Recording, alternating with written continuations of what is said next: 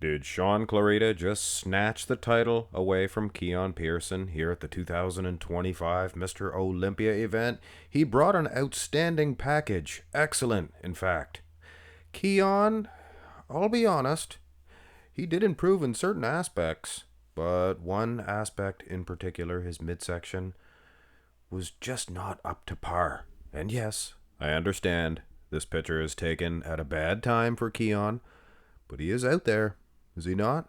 And of course, there is instances where he does look tremendous. He looks fantastic.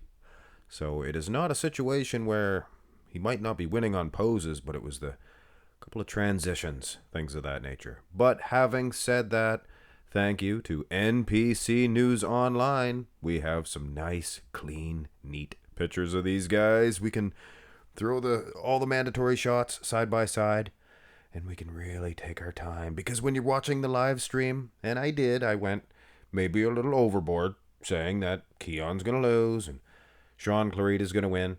But man, now that I have these two dudes side by side, and of course, there was these pictures here, but they kind of suck. I mean, they're perfect for sizing, perfect for the camp. That's one of my sayings. If I see like a piece of furniture that's not up to par, that's perfect for the camp. But anyway, yeah, back to these clean, neat shots. Aside or without these, I would say Keone Pearson, hands down, winning this shot. Look at the size of the wheels, little tiny midsection, perfect V-taper. I mean, the arms, this is a perfect front double biceps pose. Maybe not the biggest on the calves, but neither is Clarida. Now, when you look at condition, Shaun Clarida all of the way. I don't think there's even a question here. The guy has thin skin, things of that nature. The skin is just like glass, like a glacier of some kind, or whatever I used to say.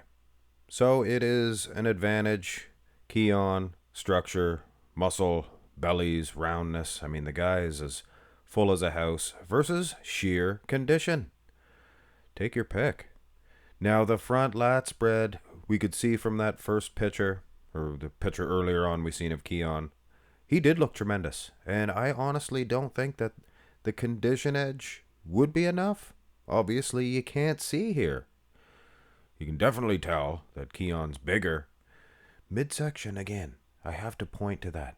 It is definitely not as good as it was last year, I don't think. And I will do a comparison at some point in time to see if Keone was any different from last year. But the task at hand, because we await the finals, turn to the side here, side chest development.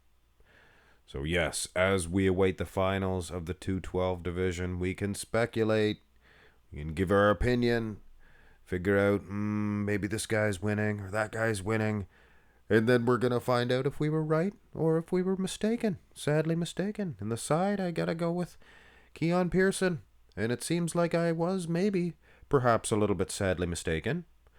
I will still say that Shaun Clarida is slightly more peeled, more shredded. But from the side point of view, Keone, he is pretty peeled, and we will see from the back. From the video footage, it didn't look like he was as shredded, but who knows? These clean, neat shots really tell a tale. Oh my, the side tricep. I'm going with Clarida. I don't care. Improvements, yes. But you can improve, and you can slip a little bit and fill up a little bit too much. And I think that is the situation here going on with Keone Pearson. So it was more than just the transitions, I guess. And guys, it is, talk about a difficult job. I respect Keone so very much. And critiquing his physique has nothing to do with the guy's personality. He's a very positive, very polite person. He doesn't take any cheap shots. And I'm trying my best to be polite to this guy. He is top notch in my books. He's aces. And then we go to the back. And absolutely, Shaun Clarida, he is shredded to the diced. And Keone Pearson, he just did not hit his mark, I don't think. And if you're shaking your head thinking, oh, you don't know what you're talking about, Marks Max Masael, have a look at this. Look at this. Keone Pearson last year steps up to the plate, and there is no question. I will do a full comparison to see if he did improve in certain aspects, and I believe he did. But condition was not one of them. You can see, guys. No wonder he beat Clarida last year. Just as shredded. And the back double by. Same thing here. Keone winning on many aspects, aside from condition. I'm telling you right now, the guy is incredible. But could this be a situation that, because we've seen a more conditioned version than this, that our expectations are too high? Sometimes expectations can hurt a physique, I think. Now, the major question I'm trying to ask myself here is the condition that much? Keone, we can see he is bigger, better shape. Well, the shape actually pretty good for Shaun Clarida. The lower half, though, that's Nick Walker-like for Keone. Unbelievable. But is the condition edge going to be enough? It is absolutely. I'm marking it down on my little sheet here. Condition all the way from the front and from the back for Shaun Clarida. Here's the abs and thigh, and no way, shape, or form that I would give Keone Pearson the win in this abs and thigh. Shaun Clarida, first of all, he looks outstanding, but I definitely don't mark as high points, I guess you could say, if that's what you're doing, marking points down. I don't give full points for a one-arm overhead abs and thigh. It's half a most muscular, for goodness sakes. What are we even talking about here? Why have the mandatories if it is done incorrectly? But having said that, here is where most of you folks, you people, the bodybuilding fans, disagree with me. I think it's more important to have two arms overhead, and if it's a vacuum, it's a vacuum. You're just not hitting the abs. Now, I get your guys' side of it too. I could be convinced to hang out with that political side. Yes, you should have to show the abs. A vacuum does not show the abs. You're allowed to hit a vacuum in the front double. Yeah, but it's a front double. It's not a front abs and double. So, yeah, I don't know. Either way, I'm going to go ahead and give Shaun Clarida the abs and thigh. And the most muscular as well. He is pulling a Hattie Shupin. You see Hattie compete against Nick Walker or Samson or anybody that's larger than him. I'm going to say Derek, but Derek. Anyway, leave Derek alone for now. He could be Mr. Olympia.